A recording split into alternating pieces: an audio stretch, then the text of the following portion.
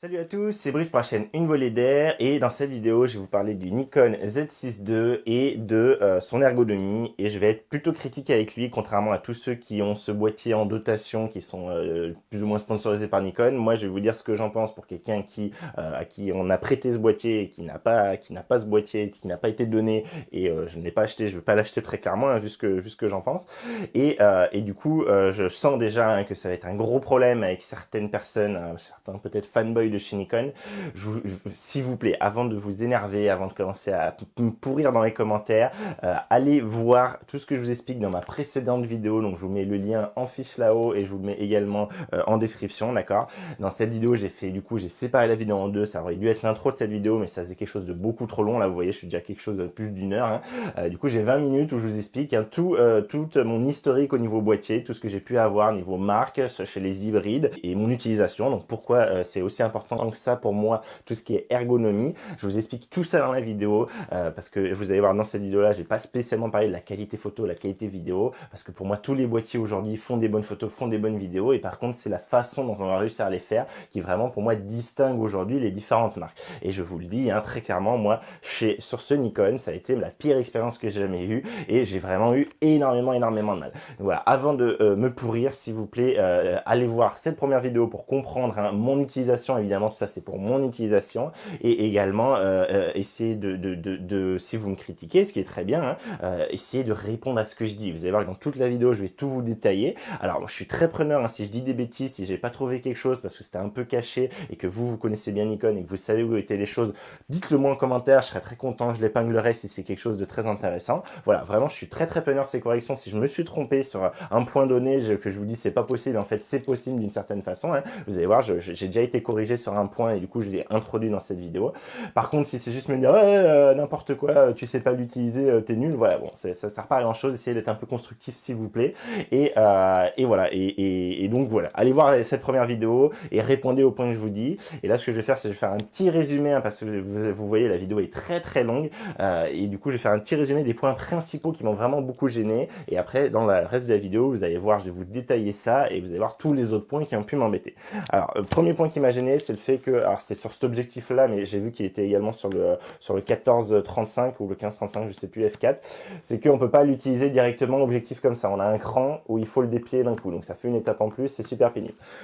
Au niveau, bon ça je vous l'avais dit, écran sur charnière, le fait qu'on a une prise mini HDMI, le fait qu'on a une carte CF Express, voilà, tout ça, ça ne me convainc pas. Après, tout le reste, au niveau bouton, etc., la personnalisation est absolument nulle. J'ai pourri Canon, le Canon EOS R6 pour la personnalisation, c'est encore pire sur ce Nikon Z6 II, c'est la pire personnalisation que j'ai jamais vue.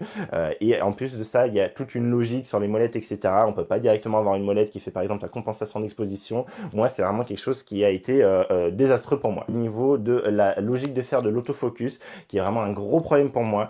Moi, ce que j'aime bien avoir, c'est du coup pouvoir mettre quelque chose en collimateur simple et avoir un bouton sur lequel j'appuie pour pouvoir faire, pour forcer à ce moment-là en appuyant sur le bouton, l'autofocus sur les yeux ou sur le visage. Et là, je ne peux pas faire ça, donc ça m'embête beaucoup. Et en plus de ça, donc je pourrais à la limite, c'est ce que j'ai sur l'Olympus, sur mon EM1 Mark III ou mon EM5 Mark III, c'est que bon, ok, j'ai pas cette possibilité d'avoir le collimateur et une touche pour faire l'AF sur les yeux, sur le visage, mais au moins je peux avoir directement l'écran qui me fait pavé tactile hein, quand j'ai l'œil dans le viseur et je peux aller assez vite pour venir faire mon point. Donc je me mets du coup tout le temps en mise en point sur le visage. Et par contre, si j'appuie sur mon écran, j'ai du coup un collimateur ponctuel qui me permet du coup de faire une photo rapide de la chose que je veux.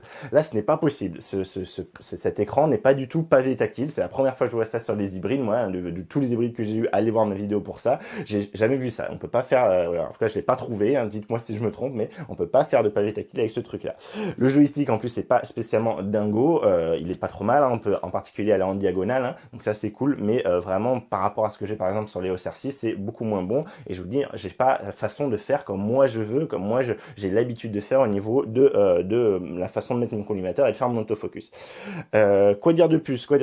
On n'a pas en vidéo, on n'a pas de mode S. En fait, on peut directement aller choisir ici les modes vidéo. Hein. On choisit une mode vidéo avec le switch qui est là et après on est dans le type de mode vidéo manuel, speed, ou aperture, des choses comme ça. Sauf que en mode speed, on ne peut pas changer la vitesse, elle n'est pas réglable. Donc on n'a pas de mode S, hein, tout comme sur le Canon. Par contre, on a bien un mode A qu'on n'a pas sur le Canon. Donc alors là, je fais ça. Par contre, je vous précise tout de suite, c'est parce que j'ai l'habitude de dire que je parle au Canon, mais en fait, je parle pas du tout au Canon. Là, je vous le dis maintenant. Sur les précédentes vidéos, je vous l'ai pas dit parce que je voulais que vous vous en rendiez compte, mais là, je sens que sinon tout le monde va me pourrir. Ouais, tu fais une vidéo en dénigrant le Nikon, mais regarde, il est pourri ton autofocus sur ton Canon ou sur ton Olympus. Là, je suis en train de vous filmer avec le Panasonic S5, qui est un autofocus nul à chier. C'est quelque chose que je vous avais déjà dit dès sa sortie, que moi, la détection de contraste, ça me faisait marrer et que je savais que c'était de la merde parce que j'ai eu le G9 et le G90. Et je vous confirme, et vous allez voir dans le reste de la vidéo, hein, c'est absolument catastrophique hein, pour se filmer soi-même. Voilà, c'est juste n'importe quoi. Donc voilà, Panasonic S5, autofocus de merde, très clairement. Et par contre, tout le reste, hein, je trouve qu'il éclate le Nikon Zen 6. Mais pour faire de la vidéo, clairement, je préfère le Z6 parce que je peux me fier à l'autofocus que je peux pas du tout avec le Panasonic S5. Évidemment, je vais faire une vidéo sur le S5 et je vais faire une vidéo où je comparais le S5 à ce Z6 II au R6 et je vous dirai un peu tout ce que j'en pense et les points positifs, négatifs de chacun. Parenthèse fermée. Du coup, ouais, vidéo, voilà, on n'a pas de mode S, c'est bien dommage. Et après, quoi dire de plus, niveau, voilà, tout ce qui a été navigation dans les menus, ça a été une tannée, mais pas possible. Vraiment, c'est d'habitude, hein, moi je vous le dis toujours, je pense, le plus important hein, pour être agréable dans des menus, c'est d'être habitué à la marque, évidemment, être habitué à la logique.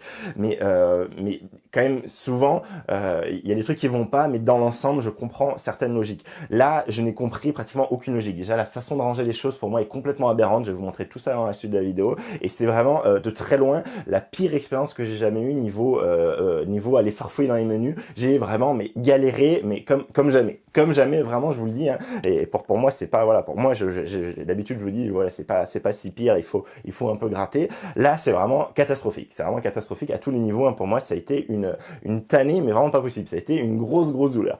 Et donc voilà, je crois que j'ai fait à peu près le tour. Je pense que j'ai pas oublié de choses trop méga importantes. Hein. C'est vraiment ces points-là qui étaient les plus importants. Et du coup, de toute façon, je vous détaille tout ça dans la suite de la vidéo. Donc, comme d'habitude, hein, vous savez, vous avez le sommaire, vous avez la barre en bas avec du coup les différents timestamps pour voir les différentes choses. Et si vous déroulez la description, vous avez tout le sommaire et vous pouvez faire même une recherche, un contrôle F sur la page pour avoir du coup, pour chercher le mot-clé qui vous intéresse, le trouver dans la description et aller directement à cet endroit-là. Voilà, vous pouvez aller voir tout ça. Donc, voilà, je vous souhaite une bonne vidéo. Gardez bien en tête que tout ce que je vous dis, c'est pour mon utilisation personnelle. Et allez bien voir mon autre vidéo avant de vous énerver, hein, s'il vous plaît. Et moi, je vous dis bonne vidéo et on voit tout ça en détail maintenant. On est sur le 2470 f4, hein, je vous rappelle, et je vais vous montrer quelque chose. Donc je vais vous allumer, hein, hop, le boîtier tout simplement. Hein.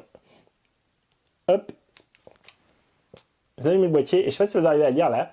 Là, en fait, il me dit que je peux pas utiliser mon boîtier tant que c'est la première fois que je vois ça, tant que j'ai pas déplié mon objectif. Là, vous voyez, en fait, l'objectif ici, hein, qui est pas un objectif de kit, ça, c'est un objectif qui a, voilà, c'est un objectif qui est censé être quand même assez bon. Hein, c'est un 24-70 f4. C'est pas le truc du kit qui arrive avec. Hein. Vous voyez que, en fait, on a une position fermée qui veut pas dire grand chose. On a un cran assez fort avant de pouvoir, hop, venir alors je force un peu, voilà, le dépoper, et vous entendez, attendez, je vous le refais sans parler. Ok, et là on arrive à un autre clic, et là on est à 24 mm, et là on peut prendre une photo. Mais avant ça, quand il est replié comme ça, là, je ne peux pas prendre de photo. Donc, c'est-à-dire que c'est ultra pratique. Hein. Vous avez votre objectif replié comme ça sur votre épaule quand vous êtes sur le capture de chez Peak Design, par exemple, ce qui moi est tout le temps mon cas. Vous allumez à la volée votre boîtier quand vous le prenez. Vous arrivez, vous mettez à l'œil, et là, vous vous rendez compte que vous avez raté votre photo parce que il faut d'abord déplier le machin et pouvoir ensuite prendre la photo. Alors, apparemment, c'est quelque chose qui se faisait un peu avant. Moi, c'est la première fois que je vois ça, hein, très clairement. Je comprends pas trop l'intérêt. Alors, c'est pour apparemment gagner un peu de place une fois replié. Ouais, alors honnêtement, moi, hein, personnellement, pour mon utilisation, je préfère perdre ces 2 cm et avoir quelque chose de directement disponible quand je l'allume, plutôt que d'avoir une étape supplémentaire que je risque d'oublier. Alors sûrement que si on est habitué à ça, au bout d'un moment, ça, on s'en rend plus trop compte. Mais pour moi, une étape supplémentaire, c'est une étape supplémentaire qui peut faire rater une photo ou une vidéo. Et pour moi, voilà, déjà, rien que ce truc-là, ça m'a assez halluciné, je vous avoue. En plus, bah, alors les clics sont bien, mais je sais pas, ça agrippe un peu, c'est un peu bizarre. On a un peu l'impression on a un peu l'impression que c'est un peu coincé par du sable sur les 2 clics entre le 24 Et le 0 là, pour décliquer, on a un peu l'impression qu'on doit dégripper un truc. C'est pas terrible comme sensation utilisateur. Bon, on a la molette de focus hein, qui est à l'arrière au lieu d'être à l'avant sur un objectif comme ça. Bon, vous savez, je la préfère à l'avant. Ça aussi, c'est les goûts et les couleurs. Voilà, je vais pas rentrer trop dans ces détails-là. Bon, sur le côté, je trouve que c'est assez cheapy. Alors ça, c'est pareil, hein, c'est un avis personnel, mais quand je compare par exemple parce que j'ai sur Canon, voilà, ce truc-là, je trouve que ça fait très cheapy. On dirait un peu une espèce d'autocollant à l'arrache. Et le bouton, voilà, il y a le bouton, point final. Bon, il n'est pas stabilisé, hein, du coup, sur un 470, il faut dire qu'il est quand même assez compact, hein, ça on peut pas lui retirer. Donc voilà, ça déjà, premier truc hein, qui m'a pas mal surpris. Autre truc comme que je vous dis pour l'avoir en main, c'est que on est sur quelque chose de plus petit que le Canon. Alors ça me gêne pas trop, dans le sens où avec mes mains de taille M, j'arrive quand même à avoir le petit doigt, vous voyez, qui vient se poser. Mais ça m'arrive si par exemple je suis comme ça assis et que je regarde mon écran comme ça, et bien souvent je passe ce petit doigt en dessous parce que j'ai pas assez de place pour le garder comme ça. Alors qu'avec mon Canon EOS R6, hein, si je vous le montre, Canon R6 du coup il est plus gros et là avant que je passe, vous voyez mon petit doigt avant que je passe en dessous, je peux pas quoi, enfin je peux mais là je suis en train de me décaler le petit doigt férocement. Donc moi je suis tout le temps comme ça sur le Canon alors que sur le Nikon là j'aurais quelque chose de avec un petit doigt qui potentiellement peut passer. C'est pas du tout grave hein, c'est mieux que ce que j'avais chez Sony hein, très clairement. Mais voilà, juste je vous le dis, il est un peu plus petit pour les grandes mains. Je pense qu'une personne avec une grande taille de main va avoir le petit doigt qui va passer en dessous ici. C'est un peu limite. Vous voyez, moi quand je suis comme ça, je me suis trouvé souvent avec le petit doigt un peu aller à un tiers qui dépasse et 2 tiers dessus. Donc voilà, donc je vous le dis parce que ça peut être important pour certaines personnes. Du coup, au niveau de la poignée, elle est cool, j'aime bien. Donc ça, c'est mon fameux test, hein, vous savez. Ça, si je peux le tenir à 2 doigts comme ça, c'est que la poignée est bonne. Donc la poignée est bonne, il n'y a pas de souci. Les boutons là du coup, je vous dis l'ergonomie. Hein, les boutons là devant, je les ai un peu testés. Je suis pas fan. Je les trouve un peu bizarres, un peu mal placés. Déjà, ils sont pas assez distants l'un de l'autre. Vous savez, moi, je suis habitué, par exemple, sur Olympus, en avoir un en bas et un vraiment en haut. Là, c'est un peu bizarre. Alors, on en a un qui a un petit, je sais pas trop si vous allez voir, mais je vous dis, il y en a un qui a un petit trait, une petite surépaisseur au milieu, qui permet du coup d'avoir une distinction entre le bouton du bas que je peux accrocher avec mon ongle et le bouton du haut que je peux pas accrocher. Ok, mais à l'usage, voilà, je suis pas fan, je trouve, on n'est pas très bien. En fait, si on veut l'avoir bien en main, on peut pas tellement aller chercher. Surtout celui du haut, ça va encore avec le majeur. Celui du bas, c'est vraiment compliqué d'aller le chercher. Vous voyez, à une main, j'y arrive pas. Hein. À une main, là, faut vraiment que je fasse une gymnastique pour pouvoir venir faire quelque chose. Donc voilà. Après niveau positionnement bouton et tout, j'ai pas trop rentré dans les détails là tout de suite. Hein, je vous en parlerai peut-être plus dans une autre vidéo. Là, c'était pas trop l'idée. Là, l'idée, c'est vraiment vous le montrer maintenant en vue de dessus ce que ça donne niveau aberration ergonomie. De comment c'est fait, des menus, de la logique de se bouger dans les menus. Voilà, je vais vous montrer tout ça parce que moi ça m'a halluciné. Donc on va voir tout ça, c'est parti. On lance la benne, donc le bouton on je trouve va très bien sous le doigt. C'est quelque chose que j'étais habitué chez Sony, il n'y a pas de souci. Bon, toujours ce même problème, hein. Putain, ça me désespère. Donc il faut hop. Alors, vous voyez un peu, je galère un peu à trouver. Voilà, là ok, on est bien. Donc voilà, bon là vous voyez rien normal. J'ai l'objectif qui est contre la table, mais c'est pas gravissime. Ce que je vais vous montrer, c'est toutes les blagues que j'ai eu au lancement. Alors moi il faut voir, je vais vous montrer en fait ce que je fais quand j'ai un appareil. Hein. Quand j'ai un appareil, quand je commence, ce que je fais en général en premier, c'est d'abord d'aller dans les menus et avant toute chose, hein, surtout quand je veux comparer à d'autres boîtiers, hein, ce que je vais vouloir faire à terme, c'est essayer d'aller modifier hein, les noms de fichiers pour du coup vraiment savoir indirectement quand j'ai tout dans un même dossier, hein, qu'est-ce qui est quoi. Donc du coup j'avais formaté la carte mémoire, hein, d'accord, et du coup j'essaie de retrouver avec vous, hein, est-ce que c'est ça? Non, c'est pas ça. Alors ça serait logique que ce soit par là, vers la carte mémoire, vu que ce que je veux faire c'est justement tout ce qui est dossier, un nom de dossier, nom de fichier. Donc je cherche avec vous. Hein. Donc vous pouvez déjà commencer à concevoir la... Alors déjà vous voyez, hein, ici à droite on a une barre en fait, alors on voit à peu près hein, ce qui nous reste, mais on n'a pas du tout de nombre, on ne sait pas sur quel menu on est sur tant de menus, des choses comme ça.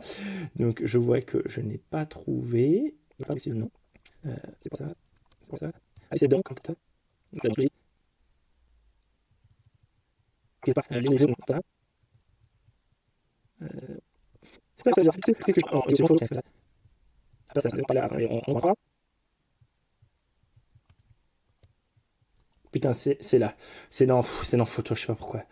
Et là aussi, on l'a, c'est ok. Donc c'est dans le menu photo. Dans le menu photo, ce qui me paraît complètement aberrant, mais ok, pourquoi pas. Dans le menu photo, vous voyez qu'ici, on va pouvoir venir changer le nom du dossier. Et juste, je vais vous montrer. Donc voilà, moi, du coup, j'ai voulu l'appeler Alors là, c'est pas moi qui l'ai fait. Il a généré automatiquement. Moi, ce que j'avais changé, c'est le nom du fichier. Donc vous voyez, là, on peut y aller. Et vous voyez qu'ici, donc on va pouvoir mettre, on va pouvoir, du coup, alors ce qui est bien, par contre, très clairement, c'est qu'on va pouvoir venir directement appuyer ici et faire les changements au tactile. Donc ça, c'est cool. Et par contre, moi, ce que j'aurais voulu faire, c'est par exemple pas avoir le 2, hein, parce que j'aurais préféré avoir II minuscule. Donc là, vous voyez, il n'y a pas de minuscule, il n'y a pas de majuscule, hein, contrairement à d'autres. Et surtout, on n'a pas de underscore, de tiret, des choses comme ça. Donc ça, déjà, ça m'a un peu énervé. C'est pas grave, hein, mais voilà. Un autre truc qui me fait beaucoup rire, c'est que, vous voyez, ici, vous, de base, qu'est-ce que vous feriez pour valider? Moi, naturellement, je ferais OK. Sauf qu'entre OK, c'est pour, du coup, valider le truc. D'accord? Donc, en fait, pour valider le truc, c'est OK. Et donc, c'est pour valider la touche sur laquelle on appuie, c'est OK. Et pour valider l'ensemble, c'est du coup, donc vous voyez, OK, ça veut dire entrée. Et zoom plus, ça veut dire OK. Donc voilà, donc je trouve la logique complètement à chier. Un autre truc qui est absolument génial. Je vais vous le montrer là, je vais vous le montrer ailleurs, je vais vous le montrer là. Imagine que je veux y aller du A au B, hein. Donc on peut le faire évidemment au pavé ici. Alors pour précision ici, ça c'est pas une molette, hein, c'est qu'un pavé. Donc voilà, c'est ça je vous l'ai dit, ça m'embête. Je préfère à la limite chez Canon où c'est qu'une molette. Le mieux étant une molette plus un pavé comme chez Panasonic ou comme chez Sony. Et là vous voyez qu'ici, ok, je peux faire. Et donc je me dis, très bien, je fais avec ça. J'en peux plus. Le joystick ne peut pas être utilisé dans les menus. À partir du moment où on touche le joystick pour aller en haut, bas, gauche, droite, n'importe où, on revient comme si on appuyait sur le déclencheur, d'accord? Ça c'est logique, si on appuie sur le déclencheur comme sur Canon, par exemple, ça je trouve ça très bien. Quand on appuie sur le déclencheur, on revient directement sur le mode photo, on va dire, d'accord? Et donc ce joystick important à côté de ça, vous voyez, il va bien pouvoir servir à utiliser le collimateur. Alors là, vous voyez aussi, ça c'est un truc, ça m'a halluciné venant de Canon. Alors Canon est super bon là-dedans, mais là, c'est pas un lag de la vidéo, hein. La lenteur et l'espèce de mouvement lagué que vous voyez du collimateur, là, c'est comme ça qu'il fait. Hein. Et là, j'ai essayé de regarder, on peut pas changer cette vitesse-là. Hein. C'est comme chez Canon, on peut pas la changer, c'est comme ça et puis c'est tout. Donc vous voyez que pour aller de tout en bas à gauche à tout en haut à droite, alors déjà on peut aller en diagonale, c'est cool. Mais waouh, c'est par rapport au Canon, hein, c'est pas la même, hein, très clairement. Donc voilà, donc ça, c'est comme ça. Autre chose, hein, ça c'est cool. J'ai bien pu attribuer. On a l'enfoncement qui peut être attribué, en particulier, du coup, il peut être personnalisé. Et j'ai attribué au recentrage. Ça, c'est ce que je suis habitué, ce que j'aime bien. Et donc voilà, vous voyez que là, ça marche bien. Par contre, dès qu'on va vouloir, hein, même dans le Q-menu, bouger, vous voyez que là, il veut pas, d'accord. Alors, il y a une feinte. En fait, ça peut se changer. Hein. On peut venir dans commande. Justement dans commande, comme ça je vous montre commande personnalisée. Et vous voyez dans commande personnalisée ici, au niveau des mouvements, donc là il y a ce que je vous disais, l'appui du centre que j'ai mis sur reset sélectionné AF point central. Donc ça marche bien, c'est cool. Hop, on va faire comme ça parce que je sais jamais trop comment faire. Et ici sur la direction, vous voyez qu'on a un autre truc en fait qui s'appelle comme le sélecteur multidirectionnel, faire défiler, ok, donc je mets ça. Et là, vous voyez que cette fois, je peux bien m'en servir comme d'un joystick standard. Hein. Et le truc, que du coup, moi, je pensais pas quand j'avais fait ça, je me suis dit, du coup, je vais perdre cette possibilité de faire ça. Et en fait, on perd pas cette possibilité de faire ça. Donc, je comprends pas du tout pourquoi Nikon ne nous laisse pas de base faire ça. Vous voyez, je peux toujours revenir au centre, il n'y a pas de souci, en réappuyant sur le bouton au centre. Donc je comprends pas en fait l'intérêt de nous mettre le réglage que je vous ai monté avant, c'était le réglage par défaut. Donc voilà, c'est pas gravissime, mais c'est le genre de truc un peu aberrant que je comprends pas trop. Donc voilà, je vous l'ai montré. Et donc je vais vous montrer les autres choses, hein. Vu que je vous parlais des raccourcis, là un truc qui est, je trouve complètement aberrant. Alors je vous montre un peu les boutons, hein, ok. Vous voyez qu'ici hein, on a le bouton, hein, du coup c'est là où je peux changer entre autres, hein, c'est en fait mon menu personnalisable, donc contrairement à chez Canon il est personnalisable.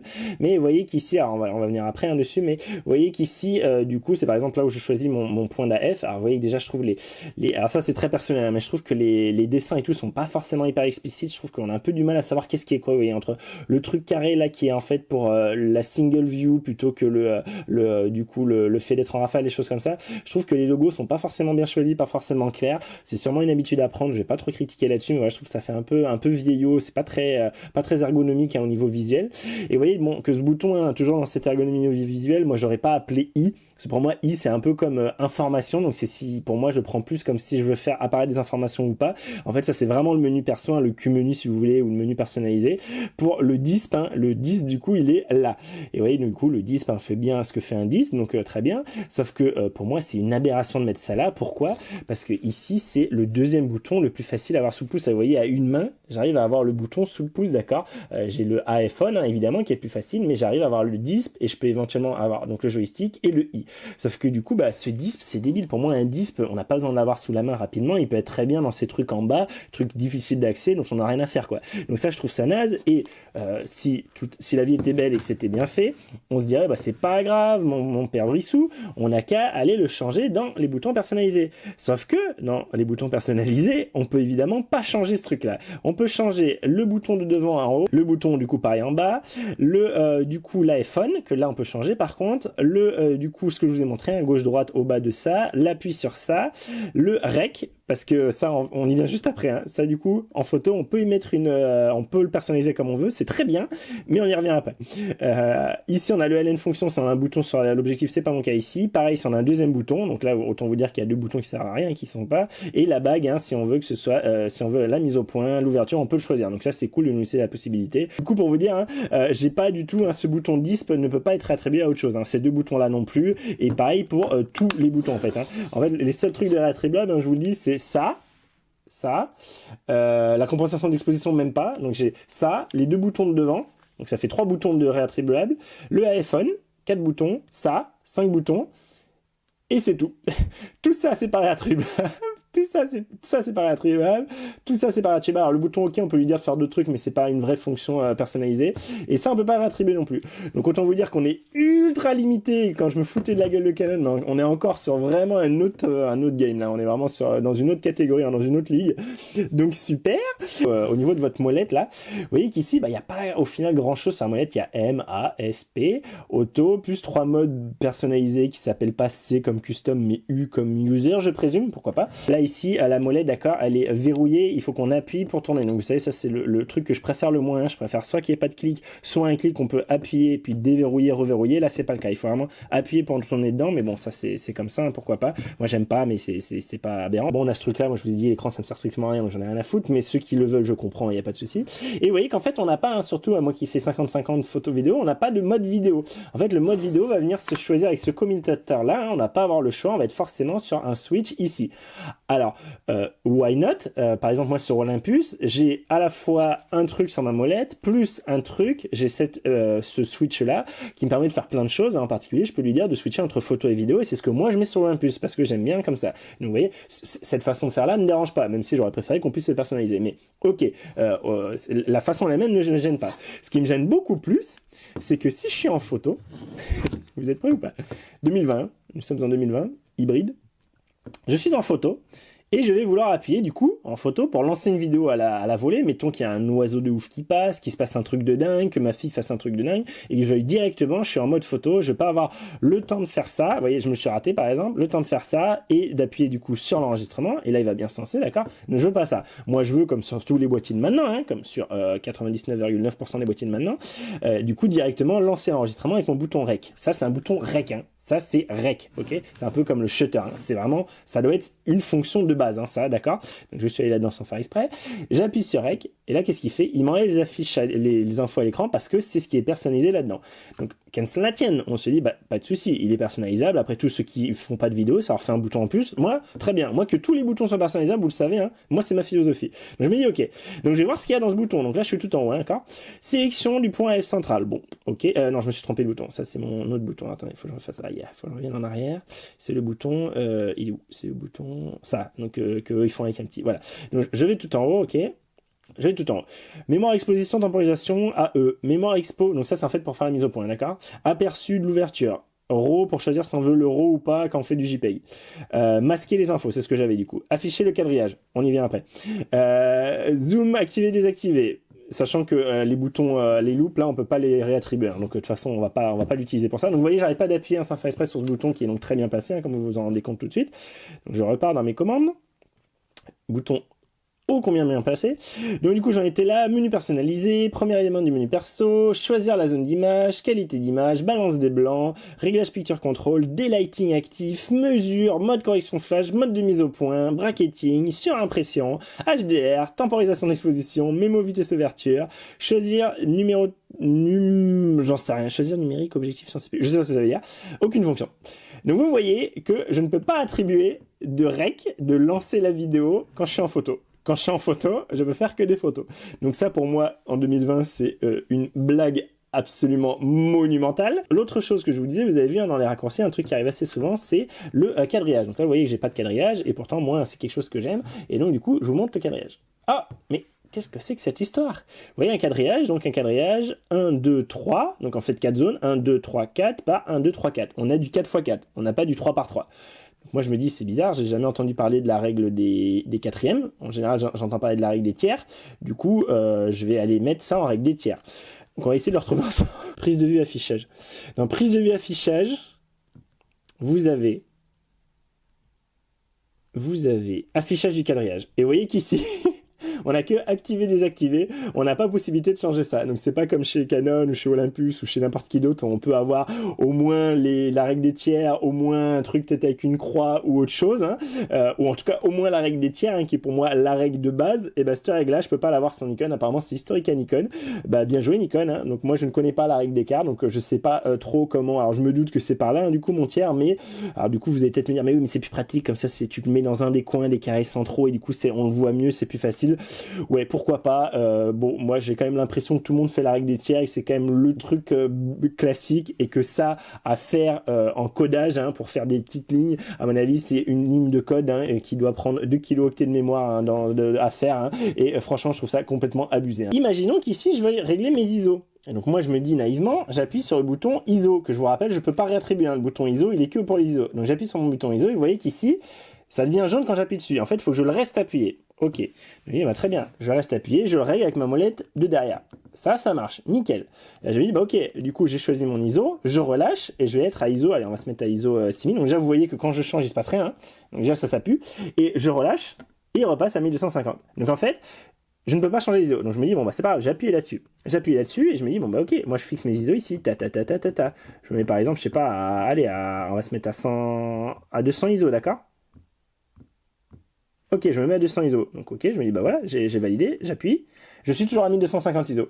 En fait, je ne peux pas, directement dans le menu photo, changer mes ISO à partir du moment où je lui ai dit ici que j'étais en ISO automatique. Donc à partir du moment où ici, alors c'est où aussi, parce qu'il faut le retrouver ça encore, hein. Ça s'appelle pas ISO, hein, ça serait trop drôle. Ça s'appelle réglage de la sensibilité, contrôle de la sensibilité auto. Donc ça, du coup, il faut le mettre en désactivé. Et du coup, cette fois en désactivé, vous voyez que mes ISO sont devenus fixes et que je vais pouvoir régler ma valeur d'ISO ici, ou du coup en appuyant sur ISO et en tournant la molette. Très bien. Là, ça, pour le coup, ça change, hein, pour de vrai. Je relâche et là, j'ai bien ma valeur d'ISO. Sauf que moi, si maintenant je suis ici et je me dis, bon bah ok, très bien, je veux aller en ISO auto, donc ce que je ferais chez Canon ou chez Olympus, c'est aller tout à droite, tout à gauche. Tout à gauche, vous voyez que j'ai un low 1.0, low 0.7, low 0.3, ISO 100. Je monte, je me dis, bon, ok, c'est peut-être de l'autre côté. J'arrive à... Donc le plus haut, je crois qu'il est à 51 200, ça c'est quelque chose qu'on peut lui dire. Il passe à I03, I07, I1.0. Donc en fait c'est de l'étendue, ça, hein, je pense. Et voilà, je peux pas passer en auto. Pour aller en auto, je suis obligé de retourner dans mon menu et de aller dans le réglage sensibilité qui, encore une fois, là, me dit pas. Il pourrait me dire manuel, par exemple, là, ici. Là, ici, il pourrait me dire réglage manuel, ok. Et quand je le change et que je le remets en auto, en activé, là il pourrait me dire ok auto, hein. Là ça serait pas mal de me l'indiquer directement pour que je vois d'un premier coup d'œil. Bah non, ça serait pas mal aussi de mettre des petits logos genre ISO pour qu'on comprenne que c'est ici qu'on règle les ISO. Putain mais c'est insupportable, franchement c'est hallucinant. Et donc maintenant vous voyez ici, hein, j'ai beau essayer de régler les ISO, et ben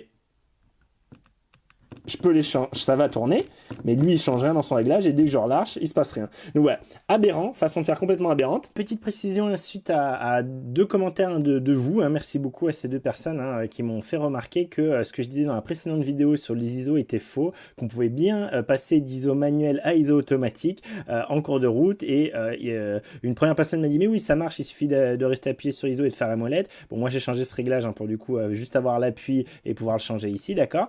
Et en fait du coup il me disait disait, voilà, t'appuies et tu tournes ta molette. Et sauf qu'heureusement, une deuxième personne m'a dit, oui, attention, t'appuies et tu tournes la molette qui n'est pas celle pour régler tes ISO. Donc du coup, la molette pour régler mes ISO, c'est ma molette de derrière. Et donc ma molette pour pas régler mes ISO, c'est ma molette de devant. Et là, si je tourne ma molette de devant, vous voyez que cette fois, je passe effectivement, j'étais en ISO auto et je suis passé en ISO manuel. Si je retourne ma molette, un peu importe, voilà, là, je vais cycler entre, vous le voyez, ISO manuel et ISO auto, d'accord? Donc effectivement, ça marche. Honnêtement, la deuxième personne hein, qui est le studio de Goupil, hein, si je dis pas de bêtises, son pseudo, merci beaucoup à lui. Sans cette précision, je n'aurais tout simplement jamais trouvé. J'aurais jamais eu l'idée d'y aller. Et un truc, alors, faut que je retrouve le raccourci, parce que je sens que je vais galérer. Dans les boutons... Je suis même pas sûr que ce soit là vu que c'est complètement pété, mais dans les boutons, voilà, commande et lâcher mollet. Donc c'est ça. Là, du coup, je vais vous montrer comme c'est de base. En fait, de base, vous voyez, si j'appuie juste une fois, hop, ça s'en va. Donc il faut que j'appuie et que je reste appuyé. Et je tourne du coup ma molette en même temps en restant appuyé, d'accord? Et du coup, ça veut dire que si je veux passer, donc là je suis en ISO auto et que je veux passer en ISO manuel, il faut que j'appuie sur mon ISO et que du coup avec le majeur ici, je vienne passer en ISO manuel, d'accord? Alors, ok, why not? Je trouve ça complètement pas ergonomique, j'ai jamais vu ça et pour moi c'est une aberration, mais par contre, mea culpa, et merci énormément aux commentateurs, et c'est bien pour ça que je vous dis à chaque fois, n'hésitez pas à me corriger, on peut bien directement, sans avoir à repasser par le menu ici, on peut bien directement lui dire que je vais être, par exemple, je me suis raté, qu'on veut être ici par exemple en automatique, ok, là il aura réglé en automatique, et si je veux repasser ici en manuel, j'appuie sur ISO et je tourne pour repasser ici en ISO manuel et pouvoir du coup régler mes ISO. Bon, vous voyez, je trouve pas ça ultra pratique, ultra ergonomique, mais en tout cas c'est possible et merci encore à ceux qui ont commenté. Si je vous montre maintenant en vidéo, attention, je passe en vidéo, et en vidéo, hein, moi typiquement, ce que j'aime bien faire, je vous l'ai dit, et en S, je vais changer mon shutter speed.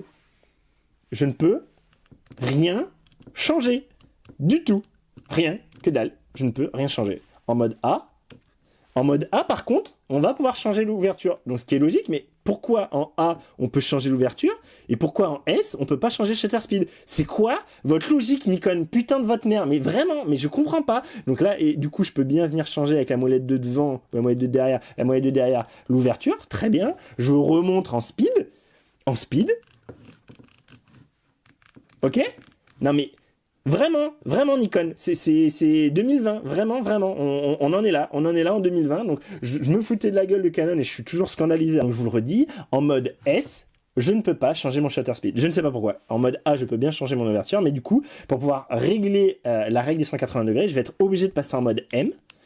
En mode M, je vais pouvoir cette fois bien changer mon shutter speed, unbelievable, hein. Waouh, merci Nikon, hein, 2020, ok, donc là il n'y a pas de souci, donc je vais pouvoir changer mon shutter speed, donc vous voyez il n'y a pas un 48e de seconde, hein, mais comme très souvent, donc c'est pas grave, donc je peux changer du coup avec la molette arrière, et la molette avant va faire l'ouverture, très bien. Par contre, la blague, hein, c'est que normalement moi en S, mon ouverture se règle aussi, hein, alors que là évidemment, mon ouverture, j'ai pas moyen de la mettre en auto, hein. Alors à moins que ce soit encore ailleurs dans un autre sous-menu du menu principal, je vais pas batailler maintenant, c'est complètement con, Nikon c'est de la merde, Canon c'est de la merde qu'on n'ait pas les modes S, c'est tout. Nikon c'est de la merde, on a un mode S et on peut pas l'utiliser, ok, donc c'est complètement mais stupidissime. Donc si vous avez une fan, si vous connaissez la technique de James Bond, le bouton de James Bond pour pouvoir avoir le truc, vous me dites, hein, je suis preneur, mais pour moi c'est complètement mal branlé. Là vous voyez, je suis sur un lock et en fait si je fais OK, il revient au centre pour le lock. Si je refais OK, il va locker où il est. Du coup pour pouvoir, donc si j'appuie, il va locker où j'appuie, et pour pouvoir enlever ce lock, la seule façon que j'ai, c'est de faire la touche ici loupe moins, qui de tout ce que j'ai vu ne sert qu'à ça, hein. Ce retour en arrière ici ne fonctionne que pour là, alors que dans menu le retour en arrière c'est plutôt menu, et que à d'autres endroits le retour en arrière par exemple ici c'est I, hein, pour du coup revenir en arrière. Donc vous voyez, on n'a pas une touche, hein, qui va servir à revenir en arrière en permanence, hein, comme on peut l'avoir sur par exemple un Panasonic, c'est quelque chose qui est assez courant d'avoir une touche spéciale back. Là c'est pas le cas et je trouve c'est un peu perturbant, ça me perturbe beaucoup plus que ce que j'ai avec mon R6, hein. Je me suis pas trop posé de questions avec le R6. Là cette histoire de voilà de déloquer avec ça me perturbe un peu, je trouve ça un peu étrange quand même, sachant que là vous voyez elle me sert à rien cette touche, vu que c'est là la touche plus va me servir à zoomer plus, la touche moins va me servir à me dézoomer. Donc je vous avais dit, hein, sur ici le Canon, hein, j'avais cette touche loop qui me servait à rien.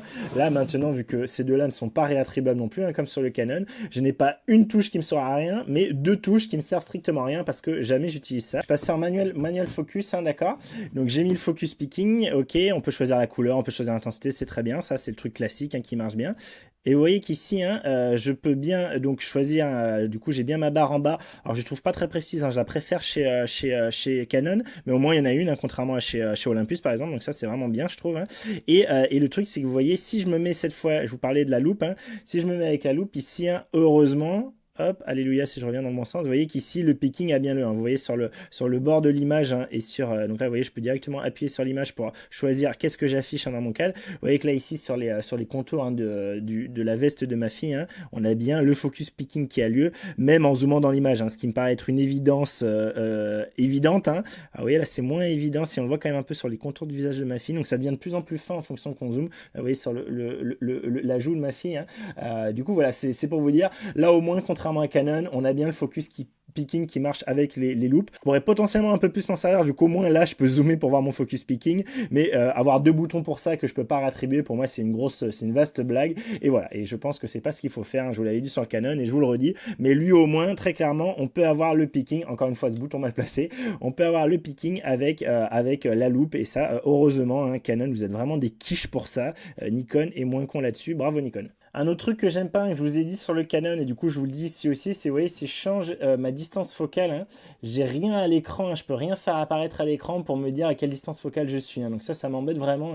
Hein. Je préfère bien plus Olympus pour ça, qui me dit au moins quand je change à quelle distance focale je suis. Là pour quand je veux comparer par exemple des trucs, alors c'est pas gravissime, hein, mais voilà, c'est des petites infos que j'aime bien avoir à l'écran. Lui de toute façon il les a dans les exifs après, hein, donc il les a. Je trouve ça dommage de pas pouvoir les faire afficher. Voilà, et tant que je suis sur ce qui est affichage, hein, justement, vous voyez, moi j'ai un gros souci, hein, avec ça. Alors c'est vraiment, vous voyez, donc on va pouvoir tourner entre l'histogramme, etc. Et vous voyez ici j'ai le niveau, et en fait ce niveau je vais pas pouvoir l'afficher tout le temps, et en particulier je vais pas pouvoir l'afficher quand j'ai toutes les informations. Moi voilà, ça c'est ça que j'aime bien, c'est avoir le plus d'informations possible. Moi j'aime bien l'avoir comme ça, et je peux pas l'avoir, et c'est vraiment une plaie pour moi, parce que je me sers mais en permanence du niveau, mais vraiment en permanence.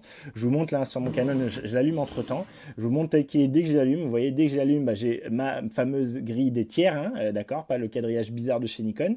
J'ai du coup toutes mes infos sur le côté avec absolument tout, et j'ai mon niveau au milieu là, d'accord. Et si je cycle, hein, sur mes infos, vous voyez que je peux avoir l'histogramme en même temps que mon niveau. Je peux rien avoir avec mon niveau seul. Mon niveau peut apparaître tout le temps quand je veux, hein, pratiquement. Il n'y a pas de souci à ce niveau-là. C'est pas une feinte. Par contre, je vous l'avais dit et je vous le redis, hein, en vidéo, autant je l'ai avant de lancer l'enregistrement, autant quand j'en sors enregistrement je l'ai plus, et ça m'embête vraiment. J'ai non seulement plus ni mon niveau ni ma règle des tiers, et moi ça me perturbe vraiment. Moi j'aime bien avoir mon niveau parce que je filme beaucoup à main levée, et par exemple quand je veux avoir mon horizon droit parce que je filme mes copains en surf, des choses comme ça, c'est beaucoup plus compliqué quand je dois le faire à la main comme ça et que j'ai pas de niveau, d'accord. Donc ça me fait très chier, énormément chier sur Canon. J'espère que ça va être corrigé dans une mise à jour. Mais là vous voyez que Nikon c'est encore un autre niveau, hein. Nikon c'est ça, c'est même pas, je peux même pas l'avoir en photo, quoi. En photo, si je veux avoir le niveau, j'ai pas les informations en plus. Et alors si je me passe en vidéo, attendez, on va voir. Voilà, là je l'ai. Si j'en sors enregistrement, alors si j'en sors enregistrement, je l'ai quand même. Vous voyez certainement qu'en vidéo, je préférais avoir ça, même si en vrai, hein, je préférais avoir par exemple mes niveaux audio, ce que je n'ai pas sur Canon, hein, donc là à ce niveau-là Nikon est meilleur, mais j'aimerais bien avoir mes niveaux audio, tous mes trucs là, savoir dans quelle stabilisation je suis, plus le niveau, l'horizon. Et là c'est pas possible. Là si je veux avoir l'horizon, j'ai que l'horizon. En plus je trouve il est trop petit, il est centré, alors il prend pas trop de place sur l'écran, mais du coup je trouve c'est moins précis que quand on a quelque chose de plus large. Alors ça c'est un peu chaque constructeur qui fait sa sauce, hein. On l'a pu, c'est encore une autre façon de faire. Voilà, je vais pas trop critiquer là-dessus, à part que le rond, je vois pas trop l'intérêt du rond autour, qui à mon avis fait plus chier qu'autre chose. Mais surtout moi ce qui m'embête c'est que je puisse pas l'avoir en même temps que toutes ces infos. Et donc en vidéo, hein, ça me fait chier déjà, mais alors, en photo ça me fait vraiment énormément chier. Donc voilà, ça c'est bien dommage, pas bien joué Nikon, très clairement. Les menus sont imbitables. Je ne comprends pas l'idée d'avoir un sous-menu personnalisation avec des trucs qui au final se retrouvent dans des trucs qui devraient être dans le menu photo, qui se retrouvent, voilà. Je comprends pas ce menu là, je comprends pas qu'est-ce qu'il fout là, pourquoi il y a des trucs qui devraient être... Non, en fait dans ce menu crayon, il y a des trucs qui devraient être dans le menu clé, des trucs qui devraient être dans le menu photo, des trucs qui devraient être dans le menu vidéo. Et c'est un gros bordel où ils ont tout mis là, on sait pas pourquoi. Tout est séparé, me demandez pas pourquoi. Il y a des trucs qui devraient être en photo qui sont dans le personnalisé, comme des trucs sur l'autofocus, hein, vous voyez ici, on a plein de trucs sur l'autofocus qui sont là, alors que pour moi ça devrait être en photo ici, et pourtant en photo ici on a des trucs sur par exemple le nom de dossier qui sont ici et pas dans la petite clé. Alors c'est une aberration qui se retrouve ici en photo, mais également ici en vidéo. Alors moi, vous savez, j'aime bien d'avoir un menu photo, un menu vidéo, hein, c'est ce que je critique sur le Canon, mais du coup, pourquoi mettre des trucs qui se dédoublent, hein? Vous voyez là, le nom de fichier, du coup, il va faire exactement pareil. Moi, j'ai réglé que dans photo, il a réglé aussi pour vidéo. Enfin voilà, je comprends pas le délire, je trouve rien. C'est la première fois que je galère autant à trouver les trucs, c'est pire que chez Olympus, c'est dire, hein, sur Olympus, je trouve que c'est vraiment pas ouf. Donc ça me fait vraiment marrer quand je me pense à tout ce que tout le monde disait sur les menus Sony. Pour moi, ça, c'est 1000 fois pire, hein, mais vraiment 1000 fois pire. Alors, oui, j'ai l'expérience Sony et oui, du coup, j'ai l'historique Sony, ce qui fait que certainement c'est biaisé. Mais honnêtement, hein, dites-moi, vous qui n'avez pas de Nikon, et même ceux qui ont des Nikon et qui sont de bonne foi, qui sont pas des fanboys, est-ce que vous trouvez tout ce que je vous ai montré dans cette vidéo, est-ce que vous trouvez ça logique? Et une autre logique qui me va pas du tout, c'est au niveau des molettes. On peut pas faire que la molette fasse directement quelque chose, en particulier la compensation d'exposition. Moi, c'est vraiment quelque chose qui me gêne énormément. Je suis pas du tout habitué à ça. J'ai beaucoup de boîtiers où je peux choisir de faire comme Nikon, c'est-à-dire de dire, bah, j'appuie, soit je reste appuyé sur une touche, je tourne ma molette, soit j'appuie une fois sur ma touche. Ça, heureusement, on peut le faire quand même, hein. Et du coup, en changeant ma molette, ça va faire du coup l'action. Mais moi, j'aimerais bien que directement, sans avoir à toucher à aucun bouton, ma molette fasse l'action. Typiquement, ma molette arrière, moi, c'est tout le temps ma compensation d'exposition. Je suis habitué à ça. Là, je peux pas le faire. Je suis obligé d'appuyer sur un bouton. Et du coup, ça fait que j'ai deux boutons, hein, si on parle de personnalisation encore, hein, ça fait que j'ai deux boutons qui du coup me permettent de ne pas être personnalisés. Ils peuvent rien faire. Donc c'est une aberration complète, hein. Pour moi, c'est complètement nul. Donc voilà. Donc ça, c'est vraiment une logique qui me va pas du tout. Et je comprends pas que Nikon ne permette pas, hein, de dire, bah voilà, si vous voulez, cette molette là sert à faire ça directement sans avoir besoin de passer par les boutons. Et tant qu'à faire, du coup, ben, les boutons ils servent à autre chose. Donc voilà, ça c'est complètement aberrant. Donc ça, c'était pour tout ce qui était, on va dire, logique du bouton, etc. Ensuite, j'ai fait quand même pas mal de photos avec. En fait, je m'en suis servi comme boîtier principal. Donc j'ai fait en particulier les photos de mise en place de sapin avec ma famille. Et je peux vous dire que, alors, je trouve que l'IAF marche plutôt bien dans l'ensemble. Il est quand même moins efficace et réactif que celui du Canon, très clairement, parce que j'avais le Canon R6 à côté et j'ai fait des comparaisons, hein. Et donc je trouve quand même qu'il est bon à ce niveau-là, il n'y a pas de souci. Le suivi se fait plutôt bien, on continue, etc. Par contre, il y a un truc qui m'a hyper dérangé dès qu'on n'est pas justement en IAF, on est en suivi de visage, c'est que les collimateurs de base chez Nikon, ils sont rouges et j'ai pas trouvé où les changer. Alors pareil, si vous êtes un pro Nikon et que vous savez la feinte dans les menus pour aller les changer, dites-moi. Moi, j'ai fait 3 fois le tour des menus, c'est bon, j'en ai ras le cul. J'ai pas trouvé comment changer la couleur des collimateurs. Et moi, j'ai toujours été habitué dans tous mes boîtiers qu'un collimateur rouge, ça veut dire un collimateur qui a pas fait la mise au point. Alors que là, un collimateur rouge, c'est un collimateur qui a fait la mise au point. Et sinon, il est jaune quand on est en IAF ou en visage. Donc voilà, ça me paraît très bizarre. Déjà, ça c'est quelque chose que j'aime pas niveau utilité. Et vous voyez, c'est pas grand chose, mais c'est des trucs où du coup, on n'est pas sûr est-ce que je fais bien la mise au point. Alors quand on y est habitué, je pense qu'il n'y a pas de souci. Mais pourquoi ne pas me proposer, alors il y en a pas beaucoup qui le font, hein, de proposer de changer la couleur de collimateur, mais pour moi, un collimateur qui fait la mise au point, il est vert ou à la limite bleu. Il est pas rouge ou jaune, quoi. Enfin voilà, c'est un peu aberrant pour moi, mais ok. Vous voyez ici, donc j'ai ma fille et ma femme, hein, et vous voyez, hop, je peux choisir un gauche-droite directement avec du coup alors là, il galère un peu, voilà, hop, là. Alors déjà, une chose, hein, que je veux vous dire, c'est, vous voyez ici, quand je suis au bout, là, je peux pas cycler, hein. J'ai beau essayer d'aller à droite avec mon joystick, il veut pas repartir à l'autre œil de ma femme, hein. Il veut pas repartir à cet œil-là de ma femme, d'accord? Il est bloqué ici sur l'œil de ma fille, il faut que je revienne à gauche pour repartir sur l'œil de ma femme, ça cycle pas. Et là, pareil, vous voyez, je vais à gauche avec ma femme, ça veut pas, faut que j'aille au deuxième œil, puis que j'aille à l'œil suivant. Donc ça, à voir si c'est grave pour vous ou pas. Moi, sur le Canon, ça le fait, hein. Je suis en train de vous l'illustrer, j'ai pas de souci avec ça.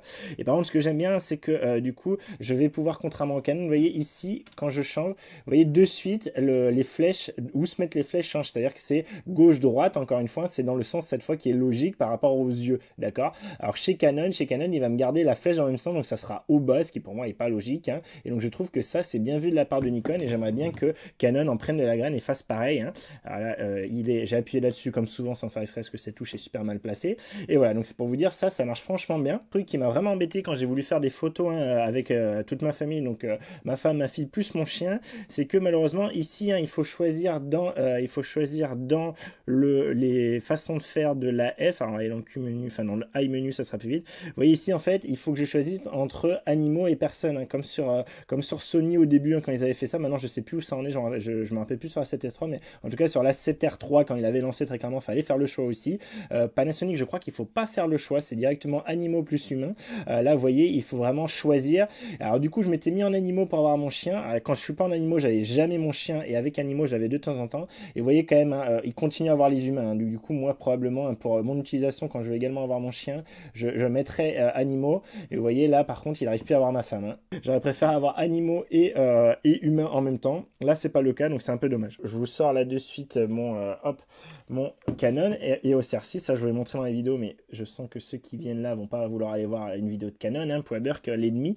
Donc du coup, ici, pour vous dire, là, tout de suite, je suis en mode détection, hein, détection des yeux, mais je vais me changer. Je vais mettre ici en mode, pardon, je me suis raté. Je vais mettre en mode, collimateur simple. Voilà, moi, normalement, je suis en ça. Donc collimateur simple, je vais pouvoir bouger mon collimateur. Vous voyez tout de suite la différence, hein. Donc le collimateur est blanc, et si du coup je fais la mise au point pour me dire qu'elle est bonne, elle est verte. Et si je me mets en AF continu, il va rester blanc, et dès que je vais faire ma mise au point, d'accord, il va passer bleu pour me dire ok Kiki, je suis en continu. Donc voilà, ça pour moi c'est ce qu'il faut faire, contrairement à ce que fait Nikon. Et donc là, vous voyez, quand je suis comme ça, bah, je suis comme dans Nikon et je peux pas avoir sur les yeux. Et ce que j'ai fait, c'est que j'ai pu attribuer une touche où je lui dis, quand j'appuie sur cette touche, ça fait automatiquement l'AF sur les yeux. Donc moi c'est l'AF on. Vous voyez que là, voilà, de suite, hop, j'ai mon AF sur les yeux. Ou si j'ai pas des yeux, hein, s'il trouve pas des yeux, il va me faire un AF sur ce qu'il peut. Vous voyez, donc c'est plusieurs collimateurs où il peut, d'accord. Alors là, l'inconvénient, c'est que je vais pas pouvoir changer les yeux en même temps. Si j'appuie là-dessus et que j'essaye de faire mon joystick, il va pas vouloir. Il faut vraiment que je sois en mode, sur le mode précis pour pouvoir le faire. Mais il n'empêche que moi, hein, je cherche pas spécialement à avoir un œil ou un autre, hein, quand je suis comme ça. J'essaye surtout d'avoir un truc sur l'instant présent. Donc soit je suis du coup avec mon collimateur directement très rapide, très fluide, très cool, avec directement mon doigt. Soit je suis du coup avec, vite, j'appuie sur AF, j'ai l'œil ou la tête. Là, vous voyez, il a pris ma femme. Si je me tourne là, cette fois, il a pris ma fille. Vous voyez, hop. Donc du coup, voilà, c'est, je vous le fais en AF continu, hein, d'accord. Voilà, hein, je pense quand même que vous voyez que c'est quand même pas mal, hein, ce que j'ai niveau suivi par rapport à du coup, hein, je vous le remets le Nikon. Donc là, je suis en continu aussi sur le Nikon, hein, et vous voyez, donc là, je reste appuyé sur mon shutter en haut. Vous voyez que j'ai l'impression quand même, hein, que c'est pas... Bon, ça va, franchement, il s'en sort pas mal, hein. Je vais pas l'inigrer là-dessus, mais si je vous remontre, hein, par rapport au Canon, d'accord, hein.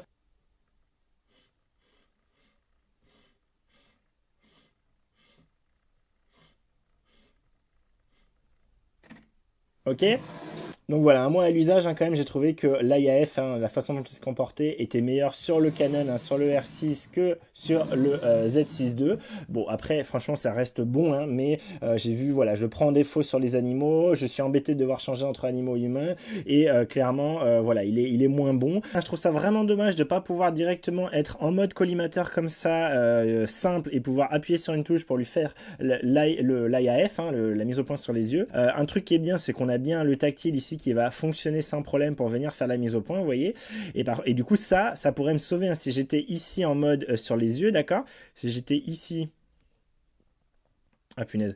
Si j'étais... Je peux pas vider comme ça, faut que je fasse OK. Si j'étais ici sur le mode suivi des yeux ou des visages, d'accord. Vous voyez qu'ici, bah, je me dis, bah cool, je peux faire comme je vous ai montré tout à l'heure et avoir qu'un collimateur. Et malheureusement, non. C'est comme sur Canon, ça c'est un truc que je critique aussi sur Canon, c'est forcément du coup dans ce mode-là, j'ai cherché, j'ai pas trouvé. Pareil, dites-moi si vous savez, mais c'est forcément du coup... Hop, je refais la mise au point de mon côté. Voilà, que vous voyez mieux. Là, vous voyez, c'est forcément ici ce que je vais faire, ça va être forcément un tracking. Alors qui là marche plutôt bien, mais des fois ça peut être très aléatoire, hein, comme chez Nikon, comme chez Canon, comme chez Sony, hein. Moi, c'est vraiment pas quelque chose que j'utilise beaucoup, parce que dès qu'on va avoir des trucs en mouvement, des choses comme ça va de suite devenir un peu la fête du cible. Donc moi, c'est pas quelque chose que j'utilise des masses. Et vous voyez, bon là, il s'en sort pas mal, mais moi, j'aimerais pouvoir appuyer sur un côté de l'écran et que le collimateur reste où je l'ai posé et pas qu'il suive et qu'il fasse sa vie, vous voyez. Et ça m'embête vraiment. Je ne peux pas, moi, avec ce Nikon, hein, ce Z6 II, je ne peux pas travailler, je peux pas faire des photos comme je suis habitué à faire, c'est-à-dire avoir un collimateur ponctuel et si je le veux, avoir les yeux, ou l'inverse, avoir les yeux, et si je le veux, avoir un collimateur ponctuel que je déplace comme je veux et qui reste où je suis. Là, c'est pas possible, c'est forcément du tracking. Et au niveau de cet autofocus, c'est un autre truc qui va vraiment pas du tout pour moi. Ça a vraiment été une catastrophe de me rendre compte de ça. C'est que l'écran ici, il peut pas faire touchpad quand on a l'œil dans le viseur. Alors c'est vraiment dommage, hein. Enfin c'est vraiment aberrant pour moi déjà, hein, parce que je vous dis, tous mes boîtiers que j'ai pu vous citer le faisaient. Est-ce que c'est ça? Pour ceux qui connaissent pas, en fait, c'est le fait d'avoir l'œil dans le viseur et pouvoir utiliser le pavé tactile comme un touchpad, hein, vraiment comme un truc sur lequel on va pouvoir venir poser notre collimateur et le déplacer en glissant le doigt. Et en plus, donc quand c'est bien fait, alors certaines marques le font un peu mal, mais sur le G9 par exemple, c'était mal fait, on pouvait pas lui dire de séparer l'écran et qu'il n'y ait qu'une zone qui soit active. Sur le R6 c'est possible, sur l'Olympus aussi, et du coup ça fait que quand moi je pose mon œil droit, j'ai mon nez qui touche l'écran, mais ça va pas changer le collimateur de place vu que seule la partie droite est active et selon les marques on peut faire même qu'un quart d'écran et je vais venir appuyer avec mon index sur la partie droite de l'écran pour bouger mon collimateur. Donc c'est af.selectif, hein, le fait qu'on ait juste un collimateur tout simple et ça du coup même comme ça, même juste avec ça sans être même en détection de visage, si je mets mon œil dans le viseur ici, je n'ai pas de trackpad. Tout mon écran est inutilisable. Je ne peux pas utiliser comme je fais sur mon Canon, sur mon Olympus, comme je faisais sur mes Panasonic, comme je faisais sur mes Sony. Là, je ne peux pas faire bouger mon collimateur avec l'écran quand j'ai l'œil dans le viseur. On n'a pas de trackpad, ce qui est pour moi une aberration. Moi, c'est la première fois que je vois ça sur un hybride. C'est une des raisons qui me fait dire que c'est vraiment très à l'ancienne un Nikon et qu'ils n'ont pas encore du tout pris le virage de l'hybride. Donc ça, c'est absolument nul pour moi. Et donc, ça ne me permet pas de pouvoir bypasser l'aspect de ne pas pouvoir avoir un collimateur ponctuel. Et je vous dis, de toute façon, si je suis en Naya F visage, je suis forcément en tracking et donc je vais dans l'os. Et donc, je vous disais là pour le trackpad, mais je vais vous montrer, je vous montre là parce que j'ai pas envie trop de m'embêter. J'espère que l'autofocus du S5... Ah là, je vois que le S5 est censé voir ce qu'il faut. Oh, ça y est.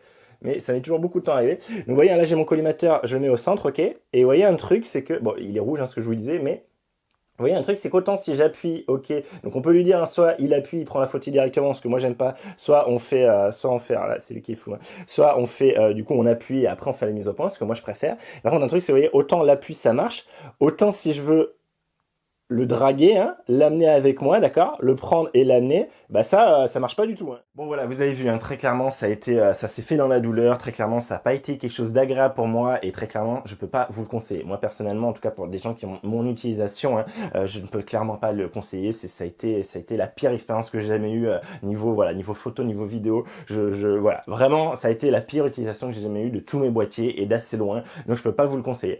Encore une fois, hein, je vous mets un peu, je vous le dis un peu comme ça en fond. Vous allez peut-être me dire en commentaire, ouais, mais Brice, voilà, t'es le seul à avoir dit ça quand on voit tous les autres tests. Alors déjà, vous n'avez pas beaucoup de tests, en particulier au niveau anglais. Hein, vous voyez que DP Review vient tout juste de sortir son test, hein, ce qui est quand même pas très bon signe. Hein. Gordon Lang n'a pas sorti de test. Hein, Tony Northrup n'a pas fait de vrai test. C'est quand même signe que Nikon n'a pas trop envoyé hein, son boîtier du coup aux gros youtubeurs comme il fait d'habitude. Donc peut-être qu'il n'était pas très sûr hein, de ce qu'il allait se faire critiquer. Et niveau français, hein, vous avez vu qu'il y a pas mal de grosses chaînes hein, qui sont passées en Nikon, hein, qui ont du coup des dotations Nikon et du coup évidemment que ces chaînes-là, hein, je pense, même si voilà elles l'explicitent pas, hein, même dans leur petit encart en début de vidéo par exemple, évidemment que si elles ont une dotation par année avec de Nikon qui leur file plein de matos dans l'année et qui est reconductible d'année en année, évidemment que eux vont pas critiquer, en tout cas vont pas mettre en avant tous les points négatifs comme moi je le fais, ils vont plutôt essayer de vous mettre en avant les points positifs et du coup voilà, prenez quand même avec beaucoup de pincettes à mon avis hein, les tests qui viennent de personnes qui sont dotés par Nikon, donc qui ont le matos filé par Nikon. Moi, comme d'habitude, je n'ai pas du matos filé. Là, c'est un matos qu'on m'a prêté, mais c'est pas une personne de Nikon qui me l'a prêté. Je remercie d'ailleurs énormément la personne qui me l'a prêté. Elle voulait pas que je la cite explicitement pour pas se prendre des sauts de merde, mais voilà, elle se reconnaîtra et merci infiniment pour ce prêt, c'est super cool. Donc voilà, j'espère que tout ça est clair pour vous. Si ça vous intéresse tout ce que je viens de vous dire sur Nikon et que Nikon est un peu en train d'arroser le YouTube game français, on pourra en parler dans une prochaine vidéo, mais qui va pas être tout de suite, ça va être certainement qu'en 2021, mais c'est quelque chose que j'ai dans les cartons parce que c'est un peu grave quand même, c'est un peu gênant je trouve, un peu comme ce que je vous avais dit hein, sur les ambassadeurs Olympus hein, qui étaient super contents du rachat de Olympus par Jeep, hein, voilà, ça c'est des genres de petites choses qui me hérissent un peu le poil, donc j'en parlerai je ferai une vidéo certainement sur ça, mais il faut que je vois un peu ce que je peux dire, ce que je peux pas dire, parce que vous savez j'ai eu des gros ennuis avec les ambassadeurs d'Olympus hein, qui m'ont menacé de poursuites judiciaires et compagnie, qui ont voulu faire tomber la vidéo en question, donc voilà, donc je vais me renseigner un peu, je vais essayer de voir comment je fais tout ça pour que ce soit bien fait et qu'on ne m'emmerde pas surtout par la suite. Hein. Moi, vous savez, hein, moi j'ai un boulot à côté, hein, je suis pas youtubeur pro, mais moi, faut pas que je me prenne la tête après coup avec des vidéos.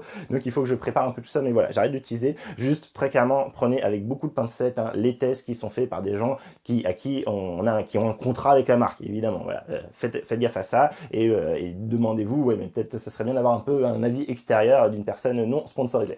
Donc voilà, j'espère en tout cas que cette vidéo vous a plu, qu'elle vous a appris des choses. Si c'est le cas, n'hésitez pas à la liker, à la partager. Si vous voulez voir la prochaine vidéo, alors ça va pas être tout de suite, mais dans 2 ou 3 vidéos, je vais faire évidemment le test du Panasonic S5 et donc il y aura une comparaison après entre le S5, le Z6 II, le Canon SR6, donc les 3 gros boîtiers de cette génération, on va dire les plus concurrents entre eux pour moi. Hein. Par exemple, pour moi, hein, le concurrent de ce Z6 II, c'est évidemment le R6 et pas le R5 comme certains autres du coup on dit dans leurs vidéos. Voilà. À côté de ça, je parlerai un peu du Sony, parce que vous savez, je connais très bien le Sony A7 III, qui est à mon avis le concurrent aujourd'hui chez Sony, même s'il est d'ancienne génération. Et donc voilà, on verra un peu de tout ça, on fera une comparaison. Je pense que je regarderai un peu ce qui se passe au niveau des parcs optiques, parce que je vous ai toujours dit, le plus important pour moi, c'est les parcs optiques. Donc voilà, j'essaierai de faire certainement 2 ou 3 vidéos où je parlerai un peu de tout ça, et donc si ça vous intéresse, allez, enfin, abonnez-vous, activez les notifications, comme d'habitude, vous savez, en plus ça fait du bien à la chaîne. Voilà, moi j'ai fait le tour, je vous dis encore merci d'avoir regardé, et à très vite pour une prochaine vidéo. D'ici là, portez-vous bien, faites des photos, faites des vidéos, tout ça, tout ça. Allez, salut!